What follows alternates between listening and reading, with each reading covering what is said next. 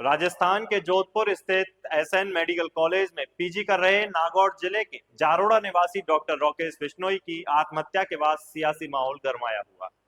सल्फास खाने के बाद जयपुर में इलाज के दौरान बीते रविवार देर रात उनकी मौत हो गई।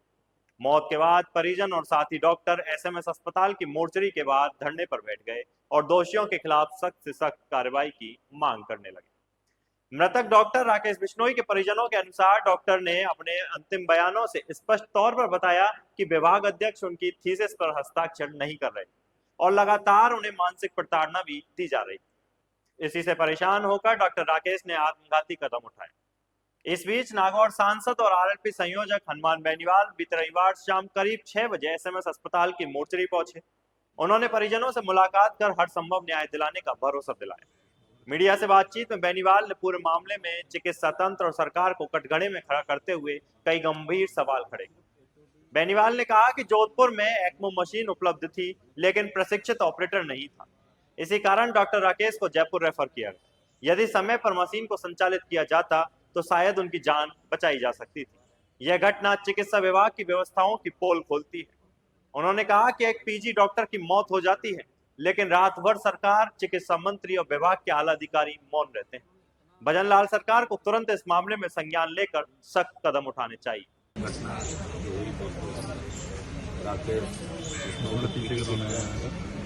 उनमें सेल्फोस की गोलियाँ खाके जिला को तमाम सिर्फ एचओडी उनकी जो कोशिश थी, उनकी मेहनत थी, उनसे सिग्नेचर नहीं कर रहा था, बार बार परेशान कर रहा था। और उसने पहले अपने बड़े भाई जो आर्मी के रिटायर्ड है, पुलिस के अंदर दोनों भाई, 5 भाइयों का परिवार है। अभी 1.5 साल पहले शादी भी होती।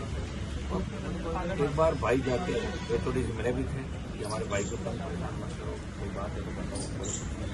उन्होंने इतना मानसिक रूप से प्रताड़ित किया, उन्होंने सेल्फोस की गोलियाँ खाई।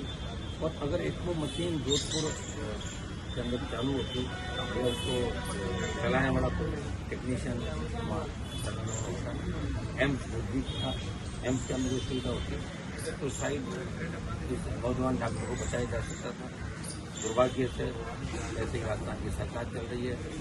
अभी तक सरकार के किसी मंत्री या किसी बड़े अधिकारी ने परिवार की खुद नहीं ली होगी, जहाँ तक मुझे जानकारी होगी, हमसे बात भी नहीं करी होगी। और सरकार को सोई उनको पता क्या करेंगे। हमारा राज है, सामने कोई कुछ है नहीं, गाय जैसी करो दादा।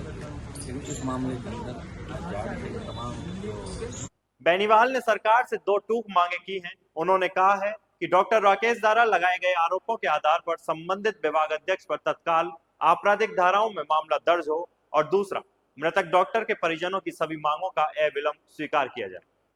बेनीवाल ने स्पष्ट कर दिया कि यदि सरकार ने शीघ्र कार्रवाई नहीं की तो आरएलपी सड़कों पर उतरकर आंदोलन करेगी। उन्होंने बताया कि इस संबंध में उन्होंने पुलिस महानिदेशक और जोधपुर पुलिस कमिश्नर से भी दूरभाष पर बातचीत की है। दोषियों पर सख्त कार्रवाई में परिजनों की मांगों पर सकारात्मक समाधान निकालने की बात कही।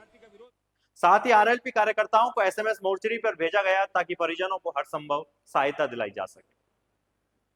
रविवार शाम एसएनएमसी जोधपुर में आयोजित जीवीएम में यह निर्णय लिया गया कि यदि सरकार 48 घंटे के भीतर स्वर्गीय डॉक्टर राकेश बिश्नोई को न्याय नहीं दिलाती है तो संपूर्ण कार्य बहिष्कार भी किया जाएगा। राजस्थान के अन्य मेडिकल कॉलेजों में आज सांकेतिक विरोध प्रदर्शन होंगे।